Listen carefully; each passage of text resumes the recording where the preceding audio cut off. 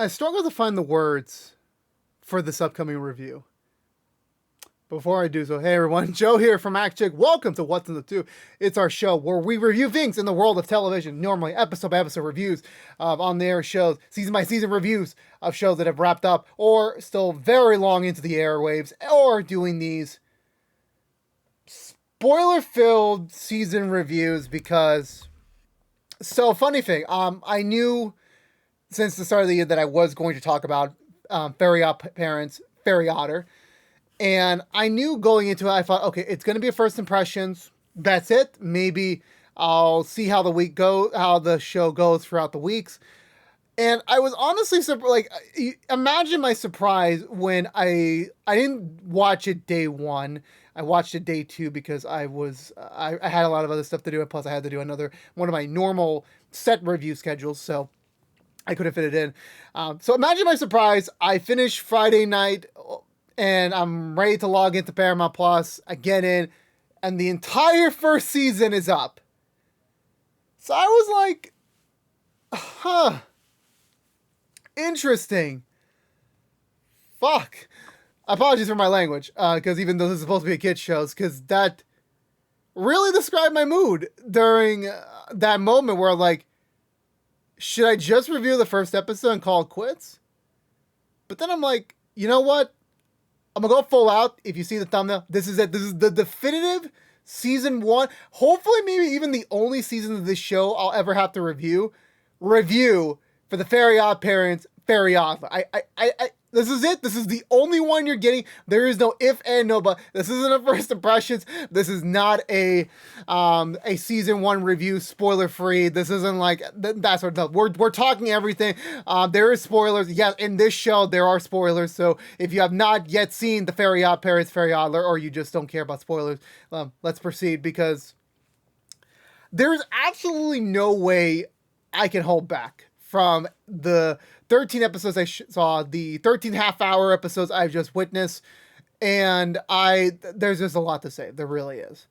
Now, again, if you have known me already, or this is your first time seeing me, I always try my best to find the positive aspects of the show first, before I really delve into any sort of crap that it may have.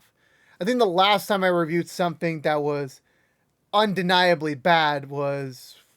It's been a while, though. I don't remember if I reviewed anything bad. Have I? I've done like over 300 episodes of the show already, so I wouldn't be surprised if I have, but nothing's popping into my head right now, to be honest with you. But anyway, just in general, whenever I talk about anything, I always try to mention the positive stuff before getting into like the negative stuff. No matter how overwhelming the difference is, I always try to. And so to give my first impressions, my basic thoughts on my overall like spoiler-free summary of it, I thought there was some cool things they did. I thought there was a couple of jokes that really kind of made me laugh over a bit, and it's weird to say, like, it's a little bit weird in a way of like how respectful certain parts of the presentation was in comparison to the original show. I will say that. However, there's still a lot of negative stuff that I noticed throughout these 13 episodes where honestly I felt like, yeah, this isn't what I like. It felt more like modern Fairy Oddparents than classic new. It's so weird because like I watched Fairy Oddparents when I was a kid.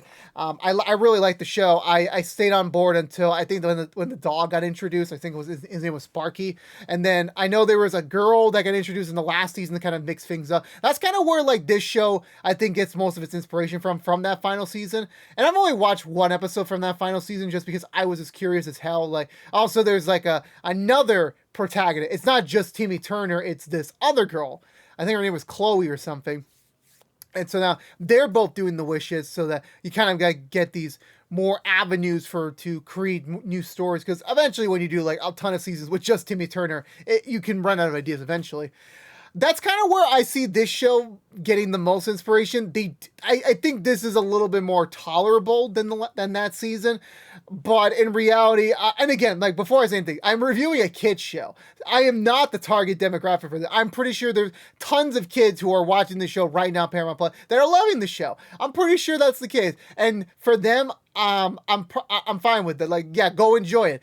For me, because the thing is that here's the thing you need to understand is that we still live in an era where there's a lot of kids shows that are presentable and more can be watched and respected by an adult audience. I know that modern Nickelodeon shows, most of their sitcoms are more of like making the most amount of jokes as possible instead of like really getting into like some of the emotional moments that I think my era of Nickelodeon shows had more prominent feature where, yeah, you will get the jokes, but you have some space to breathe. Nowadays, it's just like joke, joke, joke, joke, and joke. And that was the show. And honestly, for me, like, I'm still, like, I watch sitcoms, like adult sitcoms. I still watch them, and yeah, you still get those moments. But that's different. Like, that's kind of like, they still fit in an emotional moment there and there. That's how I'm viewing this. I'm sorry about, like, I'm being very expressive with my hands because I haven't even gotten to the spoiler stuff yet. I really haven't. But because I'm going into like a much more deeper dive in a bit, but first impressions wise, again, like I think this show has some merits in the good qualities, and I think at the end of the day, at times it is tolerable, but most of the times it was just cringe. It really was. I just the jokes were not the best, and there's a lot of good stuff, but it's just there's so much bad that like it boggles it down a lot for me to like at least call it's tolerable to watch than super cringy and unwatchable, if that makes sense. So going into the actual series itself, I need some tea because it's going to be a while.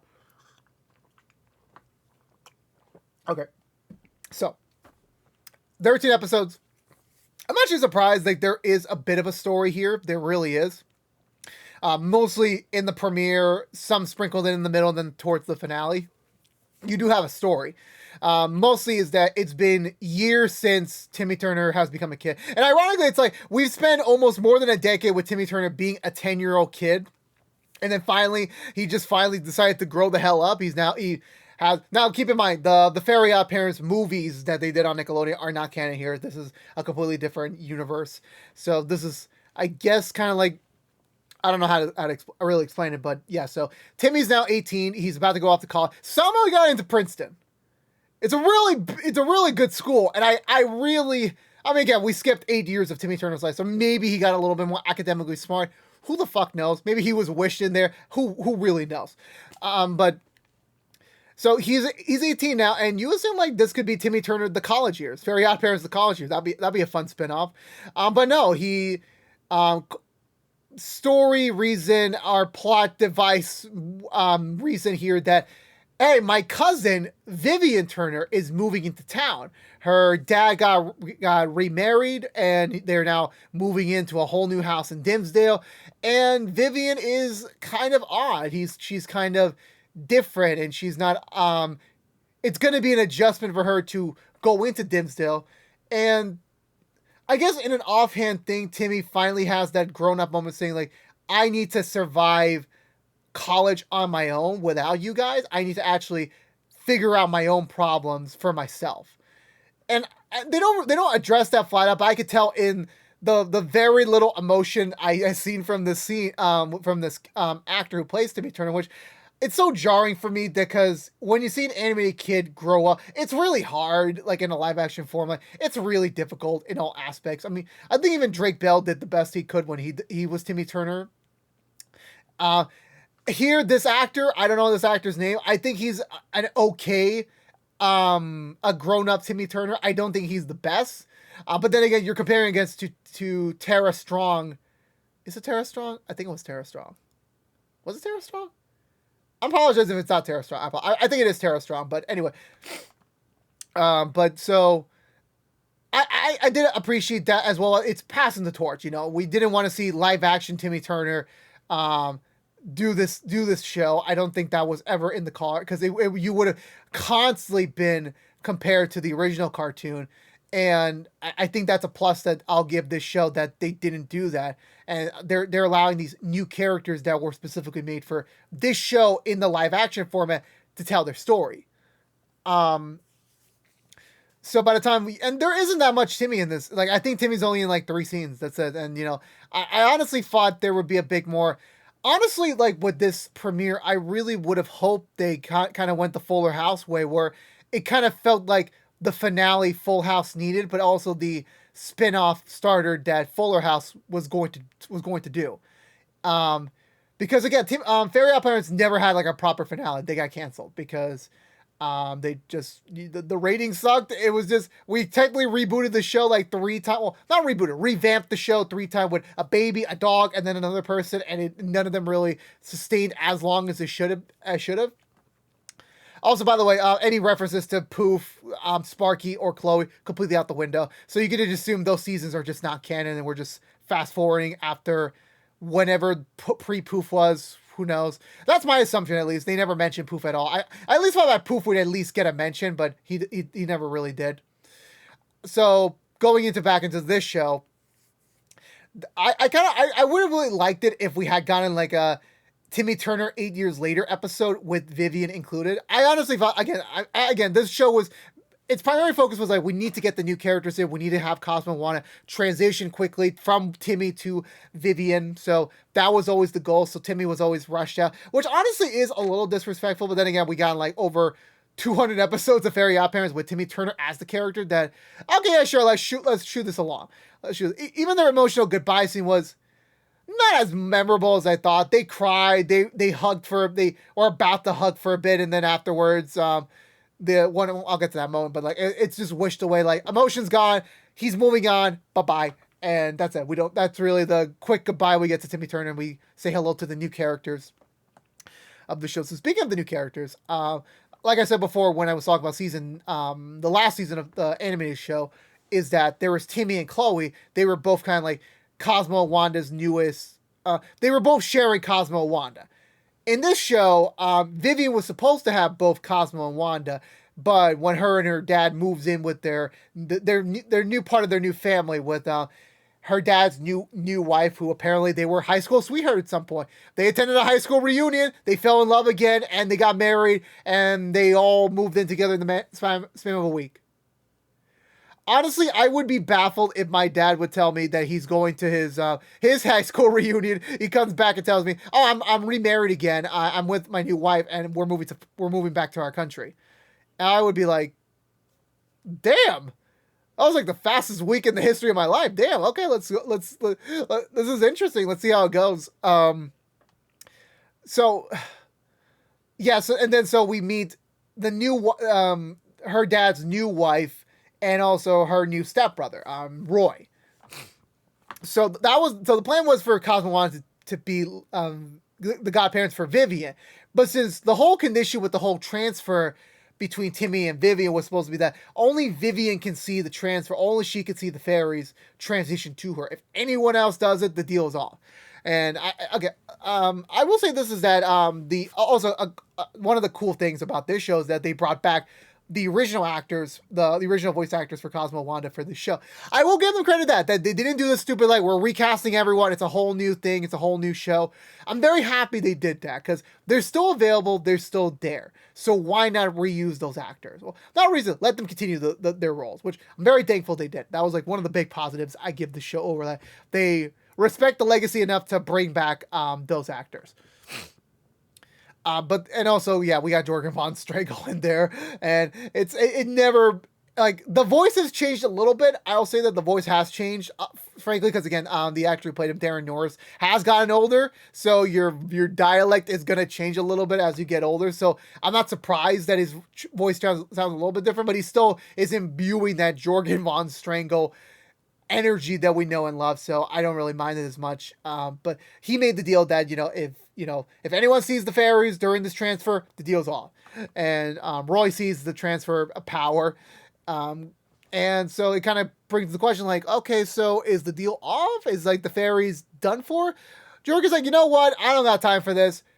Y'all sharing the fairies. So Roy is now another is another kid. They'll have Cosmo and Wanda, but the only deal is that, and this is an interesting plot device, and it's, as well as, to make for interesting plot choices, is that Vivian has to do a wish, and then Roy has to do a wish before Vivian can do another wish, which is fair. Like, fair is fair. Like, you do one and I do one, which is pretty fair, in my opinion. But then as soon as Timmy goes out, it quickly becomes like, oh, what can we do with this power? To then Vivian feeling like a shell out of water, like a fish out of water, that she grew up in another town that's very local, very urban, like, not the city like Dimsdale. They're two completely different feels, and she misses it, and she wants to go back regardless of, her dad's happiness. And also, apparently, the entire family knows how to ballroom dance. Like, the entire family is a dancing family, which I'm like, that's cool.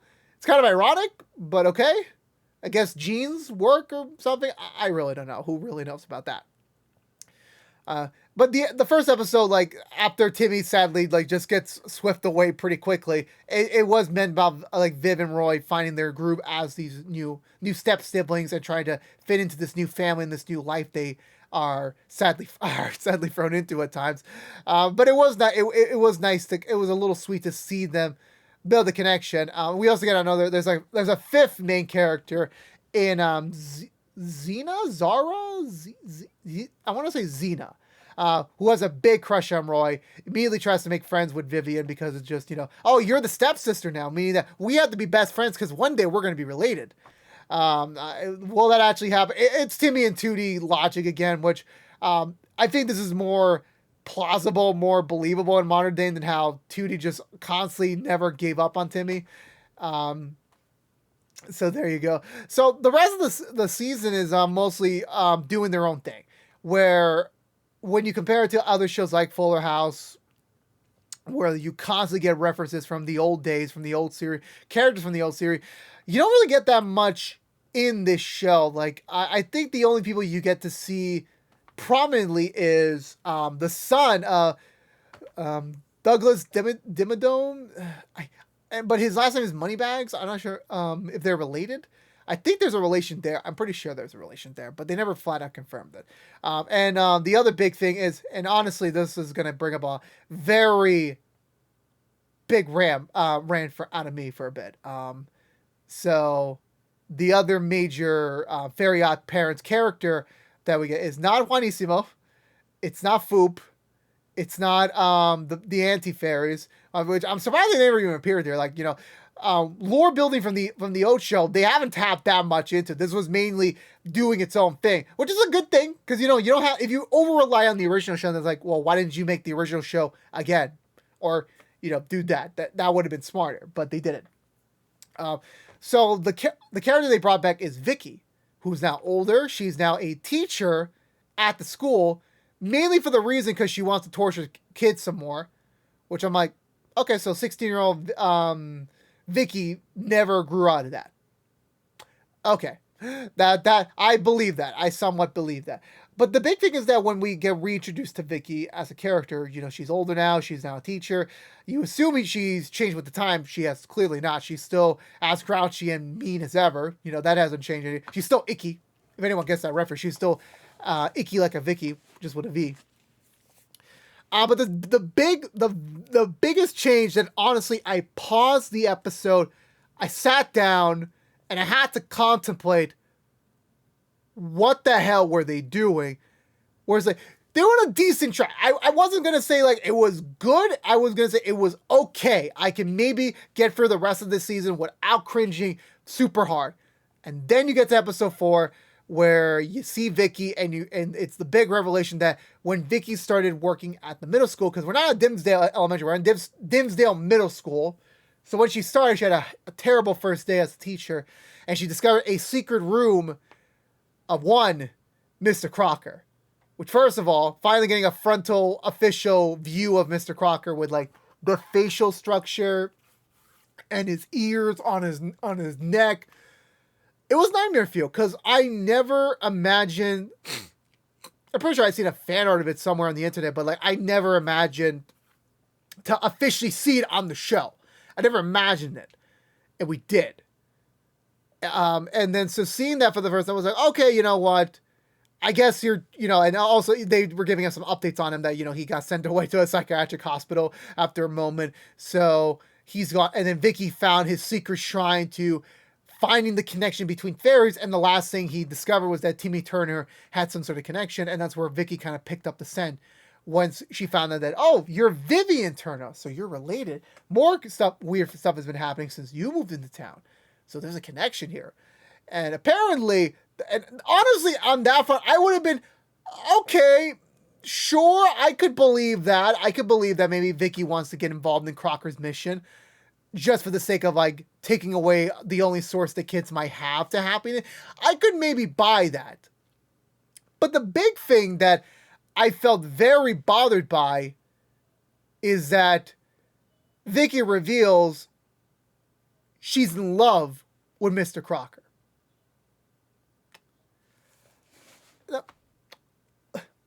Let's keep in mind that. Let's keep in mind. Like, again, I grew up with the show. So for me, I'm going to feel very blinded and very much scarred because I knew Vicky when she was 15, 16 years old on the original show. Mr. Crocker was already like into his early to late 40s by that point.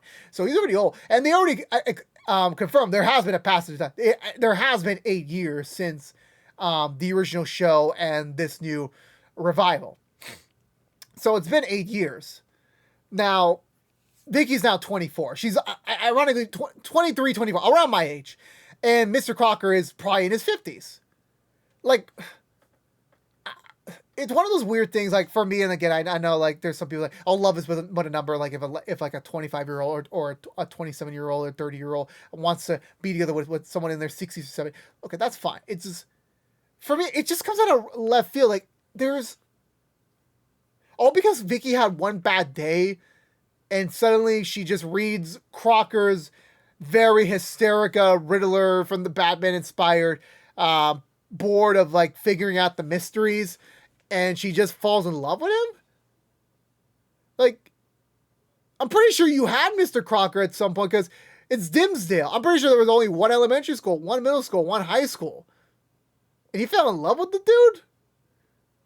That is probably the biggest, this is absolutely not believable at all in the history of TV show. I was like, this is just the writers just connecting them in, just making a friend.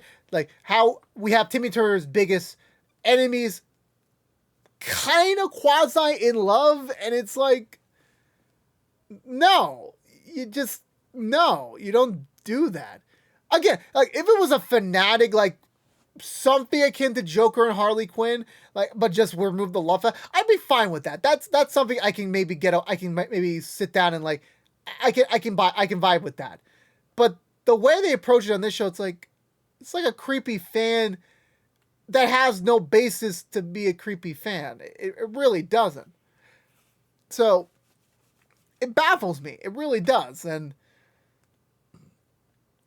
I mean, I guess it was meant to serve as a way, okay, Mr. Crocker's not around, so Vicky has to be the new Crocker. And I guess by time we have to make her fall in love with Crocker. Like, no, like, it doesn't really work. It doesn't work like that, in my opinion. It really doesn't. It really threw me off there.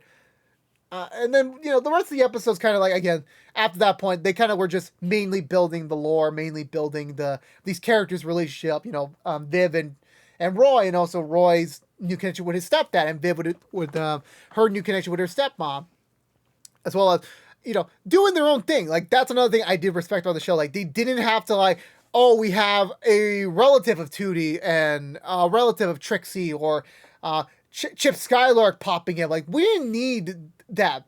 Like, maybe not in the first season, because if you overdo it in the first season, you really have no reason to watch the second season if we get one for this show.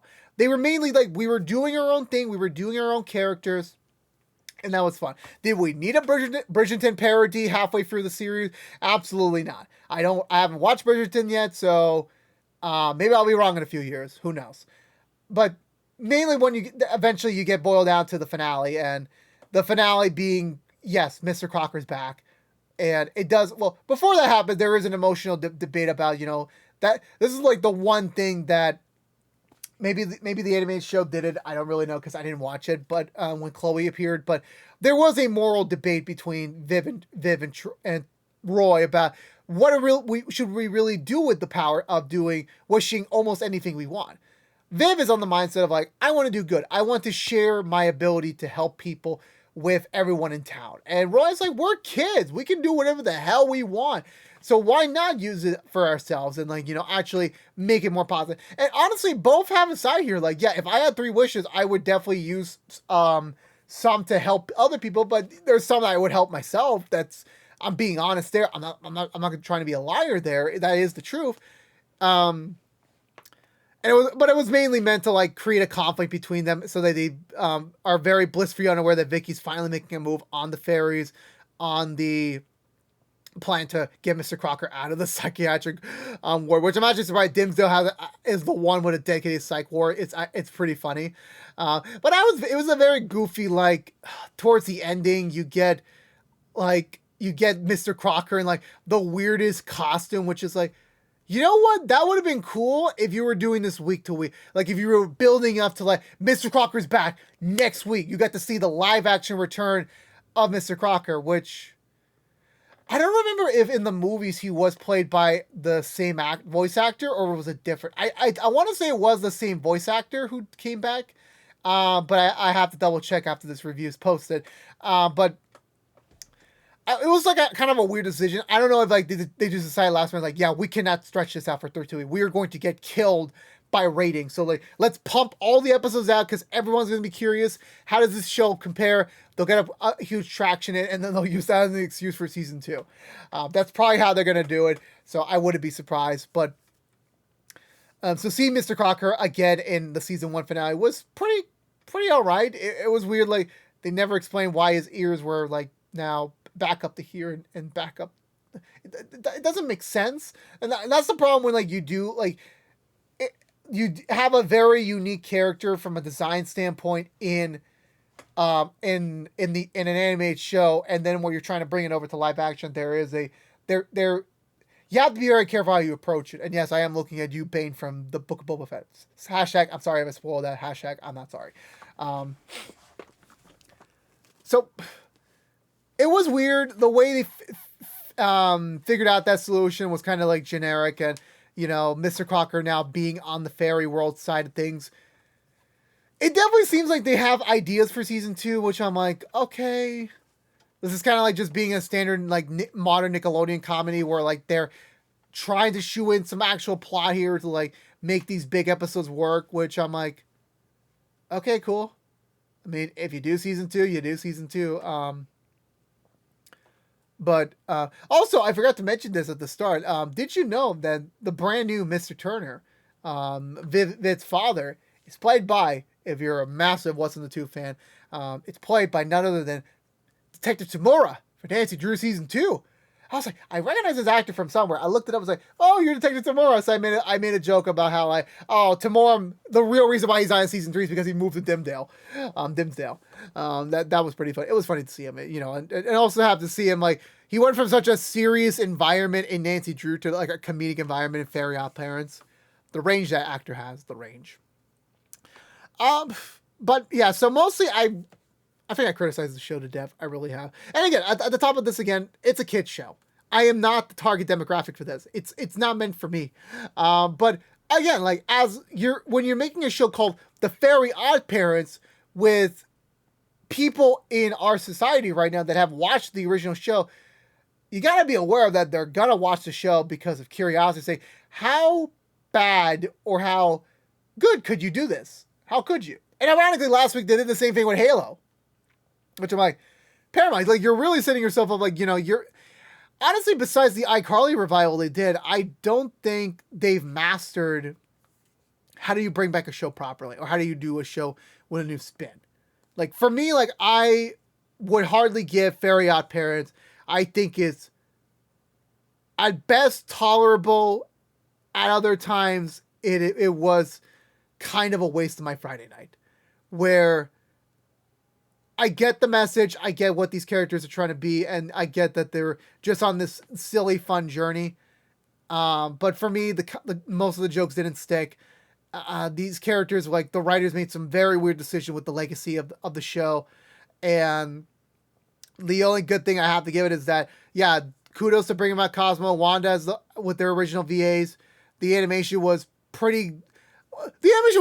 It wasn't bad, but it was good. It was weird to see 2D animation associated nowadays with live action. I know they did that when it's Declassified. I'm aware of that. Ironically, that was Cosmo Wanda too.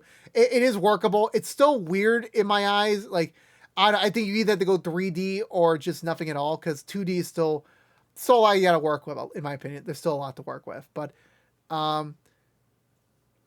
yeah, there you go. For me, Fairy Otter is tolerable. If you're a kid, you're probably going to love this show. If you're an adult, you're probably going to be like, why the hell did they create this show? Why are they ruining my childhood? Why are they doing this or that? And I totally agree with you. I really do. I don't think it was the smartest decision to bring Fairy Otter. I honestly would have been fine if they would have done an animated revival. Hell, do an animated revival on anything else in Nickelodeon. Do you really need Fairy Oddparents again? There's Jimmy Neutron. There's Danny Phantom. There's My Life as a Teenage Rebel. There's tons and tons of shows that Nickelodeon has in their anime backlog. It's like animation backlog. Like, do a revival. Do something new. Fairy Oddparents had episode in the 2010. All the shows I just mentioned ended in the 2000s. Come on. Yeah, Fairy Oddparents is popular. I'll give you that. But like, how hype would it be? Jimmy Neutron coming back, season 4. Let's go. You know how much hype there would be from people like me to see that show again? How much the attention would be? You have this platform, you have the service, you have the money, you might as well do it. That's going to bring in the fans again. Like, you need those big shows that, like, people are like, whoa, I never imagined this show to come back. Like, that's what I want. Like, Fairy Otter, put that away. Do a Jimmy Neutron revival. That's what I would do. But at the end of it, I'm pretty sure the actors were having fun. I'm pretty sure the cast and crew were having tons of fun making this show possible. Will they do season 2? Who freaking knows? I haven't read a single review for this show because I wanted to go into this show just with my own perspective and my own opinion. I knew what I was signing up for when I saw the first trailer, and I got exactly what I got from it. And, you know, it is what it is. Fairy Otter now exists in my brain for the rest of my life, sadly. But there's nothing that can be done. So, at the end of the day, Fairy Otter, it can be tolerable at times. Okay, at some moments, very disgruntledly disappointed by most of it. But it's up to you at the end of the day. Of like, you know, it's 13 episodes. The entire first season's out right now. We'll get season 2. Who knows? But there you go. It's all out there right now. So you can catch the Fairy Oddparents, Fairy Oddler, only on Paramount Plus. All episodes of season 1, thankfully, are on right now. But do it as you would want for this information. If it does get season 2, all I'm going to say is, and I think that's going to do it for me today, everyone. So if you're unaware, this has been What's the 2 from ActionX, reviewing the Fairy Oddparents, Fairy Otter, for your viewing pleasure. If you want to know what we're doing normally, What's the 2, besides our season review, spoiler free, so to speak, we're doing Rookie and Walker episode reviews each and every week after brand new episodes that come out on the CW and ABC, respectfully. But we also do first impression, we do quick impression, we do season reviews for standalone shows like this one. So if you like any of that, please subscribe to us on youtube.com/ActionX videos. Ring that bell for notification when our next episode review is live. Please also like, favorite, share this review if you want to. Please also follow us on social media to stay up to date with any sort of updates we may have for the channel. But if you've only been a fan of Fairy Oddparents, well, I had to get this over. It was like a band. Like, let me rip it off. Let me not make 3 videos worth of content. Let me just do one and boil everything down to one. But if we do get season 2, I want to see Juanissimo. I want to see Poof. And most importantly, I want to see how the hell they're going to do Trixie in live action, because I'm just curious. And also give Timmy a fair shot at an episode. Give him some love. But yeah, there you go. So, again, thank you so much for watching. Please subscribe. And until we see each other again, stay safe out there. Be good to each other. And as always, peace out. Oh, I forgot to mention the theme song. Honestly, that was dope. So, there you go.